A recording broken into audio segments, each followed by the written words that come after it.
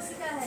जंतु कोशिका सबसे पहले देखिए, जंतु कोशिका में पहला जो होता है कोशिका झिल्ली, इसी को हम लोग क्या बोलते हैं? Plasma membrane. क्या बोलेंगे? Plasma membrane.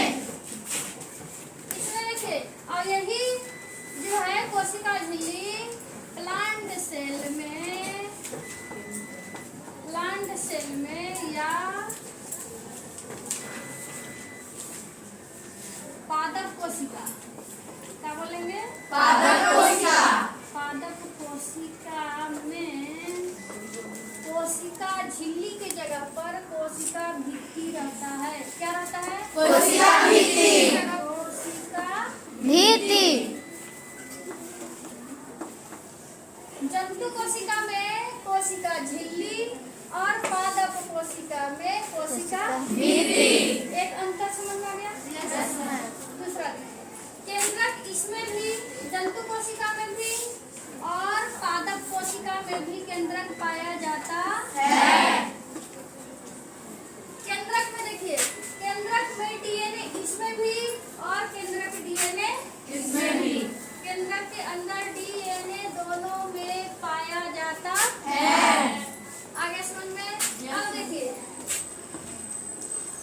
अंतःद्रव्य जालिका ER, अंतःद्रव्य जालिका दोनों में पाया जाता है। अंतःद्रव्य जालिका, इसी को बोलते हैं ER, अंतःद्रव्य जालिका मतलब इंडोप्लाज्मिक रेटिकुलम। अब देखिए, यह दो प्रकार का, एक होता है खुरदरी अंतःद्रव्य जालिका और दूसरा चिकनी। चिकनी मतलब स्मूथ इंडोप्लाज्मिक रेटिकुलम और खुरदरी मतलब RER, rough endoplasmic reticulum. Book में देखिए खुरदरी लिखा हुआ है, खुरदरी अंतःद्रव्य जालिका और दूसरा चिकनी अंतःद्रव्य जालिका। खुरदरी अंतःद्रव्य जालिका इसलिए क्योंकि इसमें राइबोसोम पाया जाता है। क्या? राइबोसोम।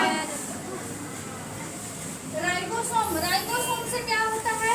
प्रोटीन का निर्माण होता है, प्रोटीन का संश्लेषण होता है।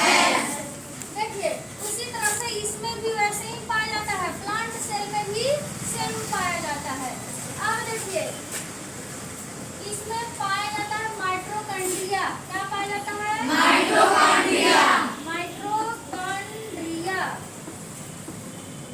माइटोकॉन्ड्रिया, इसमें भी माइटोकॉन्ड्रिया पाया जाता है। इसमें मतलब पादप कोशिका में भी ना? माइटोकॉन्ड्रिया जंतु कोशिका में भी और पादप कोशिका में भी।